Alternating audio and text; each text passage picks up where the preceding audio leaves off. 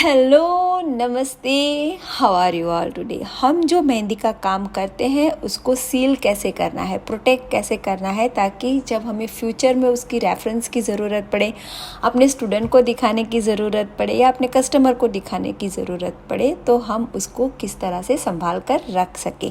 तो मेरी कुछ ऐसी 5 टेक्निक है जो मैं आप लोगों के साथ आज बहुत डिटेल में शेयर करूँगी।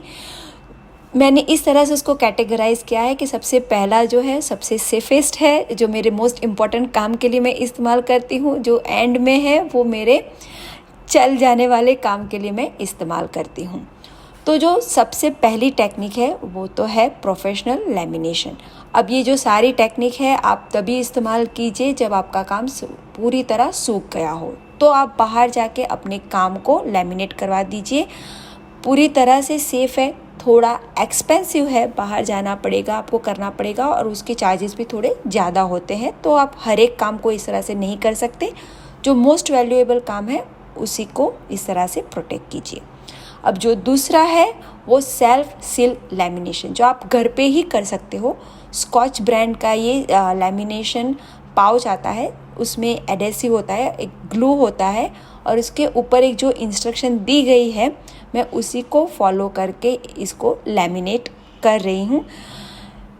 पहला जो टेक्निक है उससे थोड़ा सा सस्ता है, कन्वीनियंट है, क्योंकि आपको बाहर नहीं जाना पड़ेगा, अपने टाइम के हिसाब से आप इसको कर सकते हो। लेकिन इसका उपयोग मैं तभी करूँगी जब मेरा काम बहुत ही ए लेवल का है, जो बिगड़ जाए वो मुझे बिल्कुल भी नहीं गवारा होगा। तो ऐसे काम के लिए ही मैं इसका इस्तेमाल करती हूँ, क्योंकि ये पाउचेस थोड़े से एक्सपेंसिव होते हैं।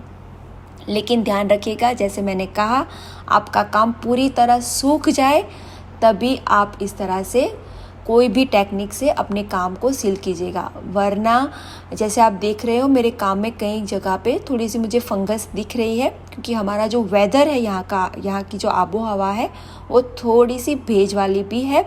तो इसीलिए काम में, मेहंदी के काम में जहाँ पे बोल्ड वर्क होता है वहाँ पर थोड़ी सी इस तरह से फंगस लग जाती है। तो ये भी एक बहुत ही कन्वीनियंट सा तरीका है। हर एक प्रोडक्ट जो मैं इस्तेमाल कर रही हूँ उसकी लिंक मैं डिस्क्रिप्शन बॉक्स में डाल दूँगी। अब जो तीसरा तरीका है वो एक्रिलिक सीलर आता है, मॉड पॉज मैं यहाँ पर इस्तेमाल कर रही हूँ। आप किसी भी तरह का एक्रिलिक वार्निश इस्तेमाल कर सकते हो अपने काम के ऊपर। मैंने स्प्रे वार्निश इस्तेमाल किया है, क्योंकि स्प्रे वार्निश ज़्यादा मुझे सेफ़ लगता है, क्योंकि जब आप ब्रश से करते हो तो कई बार मेहंदी का काम जो कलर है वो स्प्रेड होने का एक डर बना रहता है। तो ये जो एक टेक्निक है सस्ती है, बहुत ही कन्वीनियंट है। ध्यान आपको सिर्फ यही रखना है कि आप उस अच्छी तरह से हर एक कोने को स्प्रेड करो वार्निश के साथ। अब ये जो अगला तरीका है उसमें आपको इस तरह के लैमिनेशन पाउच मिल जाएंगे स्टेशनरी शॉप में। अगर आप जाओगे तो बहुत आसानी से ये मिल जाते हैं। अपने काम को पूरी तरह सूखने दो। मैं क्या करती हूँ, जब भी मैं इस टेक्निक का इस्तेमाल करती हूँ तो मेहंदी मैं निकाल देती हूँ, स्क्रैप करके जो सूखी हुई मेहंदी होती है वो पेपर से निकाल देती हूँ।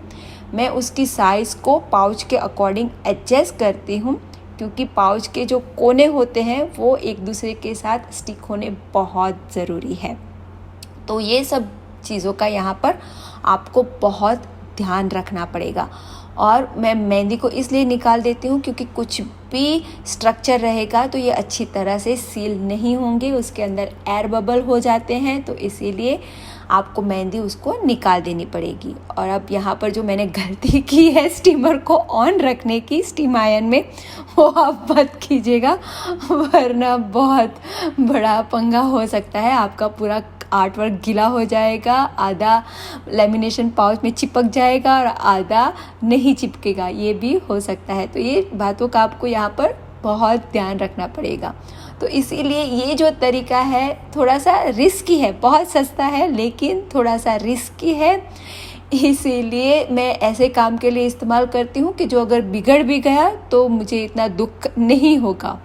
तो ये भी एक तरीका आप इस्तेमाल कर सकते हो। अब जब आप निकालो मेहंदी, अपने पेपर के ऊपर से, तो ध्यान रखिएगा कि पेपर फट ना जाए, बहुत आसानी से अच्छे से निकाल दीजिएगा।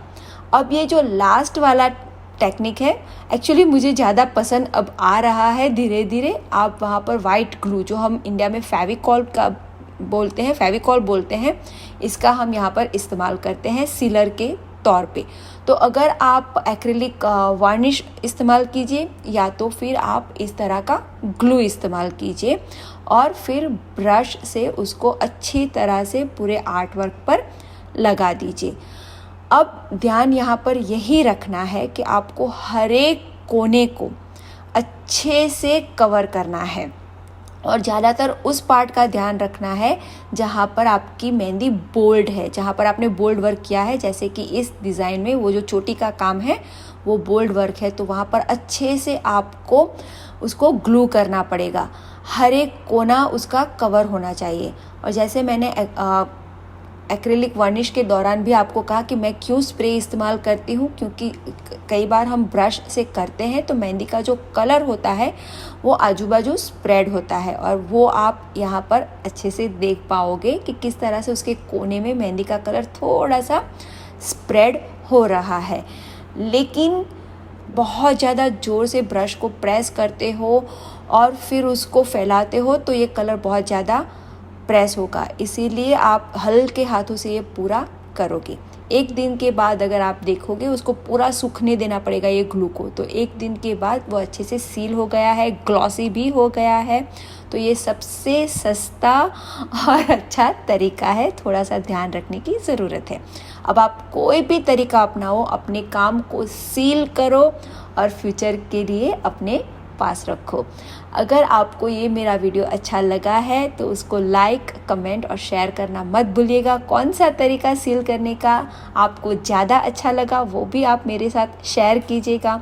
हम बहुत जल्दी वापस मिलेंगे, तब तक के लिए stay blessed, stay inspired and keep inspiring everyone. Thank you everyone, bye bye, see you.